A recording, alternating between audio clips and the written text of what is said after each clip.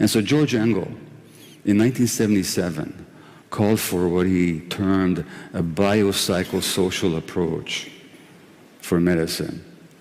And the boundaries between health and disease, between well and sick, are far from clear and will never be clear because they're affected by cultural, social, and psychological considerations. That was 1977. And that wasn't new either.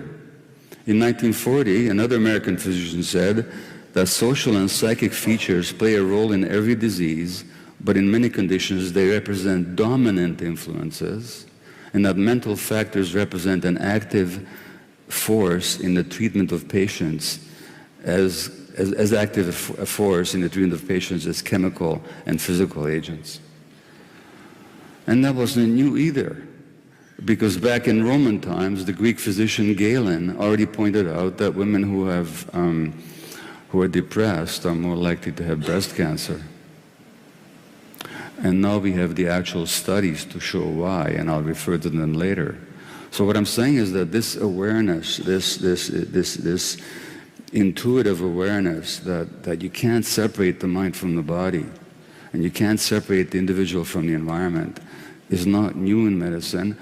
What is new is that now we have the science to actually prove it.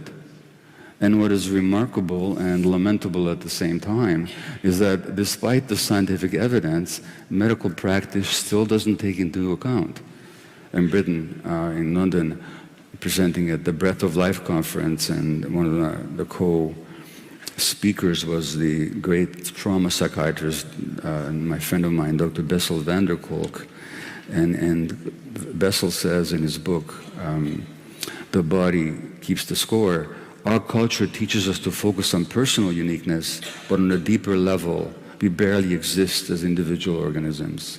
Our brains are built to help us function as members of a tribe. And that's not new either, because if you go back 2,500 years to the Buddha, the Buddha talked about what he called the interdependent co-arising of phenomena. And he said that every phenomena arises in relationship to every other phenomena. You can't separate anything from anything else. And so the perspective I will propose here for you is that biopsychosocial perspective. And from that perspective, illness is not an entity in itself. It is actually the manifestation of a person's life in a certain context,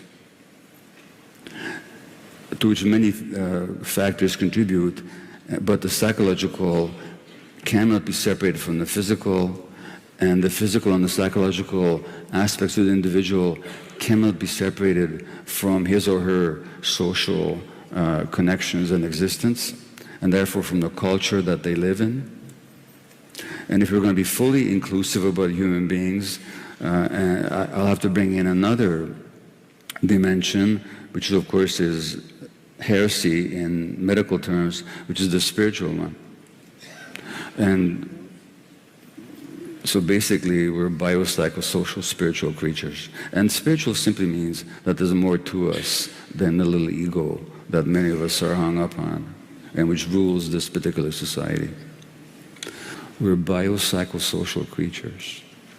And so these patterns of emotional self-suppression, they promote illness in part because they leave us completely alone. Because whether we're alone or not does not depend on how many friends we have. And again, I'm quoting Bessel van der Kolk. He says, social support is not the same as being merely in the presence of others.